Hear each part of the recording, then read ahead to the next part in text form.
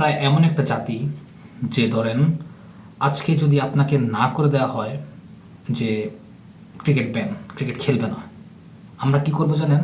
অনলাইনে আসা ফাটাই দিব, বলবো যে আন্দোলন করতেছি, ফেসবুক আন্দোলন করতেছি, এই সংগ্রাম এই সংগ্রাম, মাঠে নামেন, হ্যান ত্যান। কিন্তু দিন শেষে কি জানেন? দিন শেষে আমরাই আবার মাঠে ক্রিকেট দেখতে ফিরি। আমরা ক্রিকেট প্রেমিক, কিন্তু আমরা নির্লজ্জ, আমরা বেহায়া। আমরা মুখে বলি একটা, অনলাইনে বলতেছে আরেকটা, আর সামনাসামনি আরেকটা। ওয়াটে যোগবেন। কালকে যে সময় নাজমুল স্যারকে তার পদ থেকে অব্যাহতি দিল, আমরা কত প্রতিবাদ ফেসবুকে ফাটাই ফেলতেছি, এটা বলতেছি ওইটা বলতেছি, কিন্তু দিন শেষে আমরা কি করতেছি?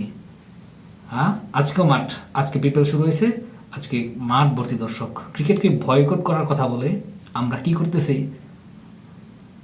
যোগম্যান, নাজমুল স্যারকে যে সময় অব্যাহতি দেওয়া হলো, তো আমরা কোনো প্রতিবাদ করতে পারছি? কোনো প্রতিবাদ করতে পারি নাই। এটা আমাদের ব্যর্থতা।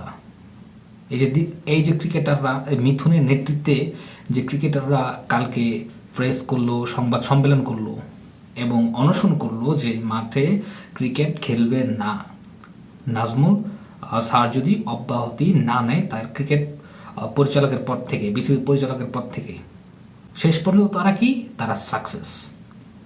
তারা সাকসেস হলো।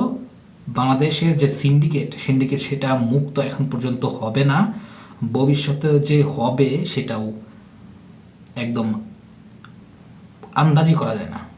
মিথুন, সিন্ডিকেট, দালাল, এদের জয় হলো, আর ক্রিকেটের কি ঘটলো? মৃত্যু ঘটলো মাঠেই।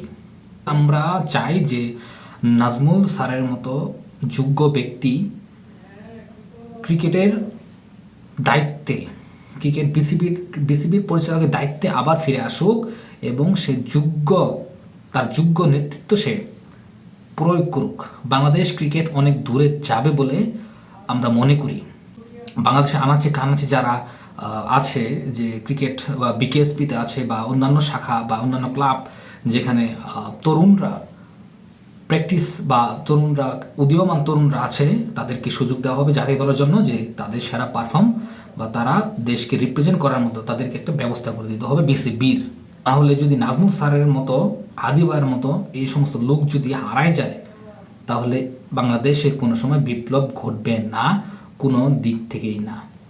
আমরা বাঙালিরা দেখাই দিতে হবে যে সিন্ডিকেট বাংলাদেশে আর চলবে না 5ই জুলাই পর থেকে।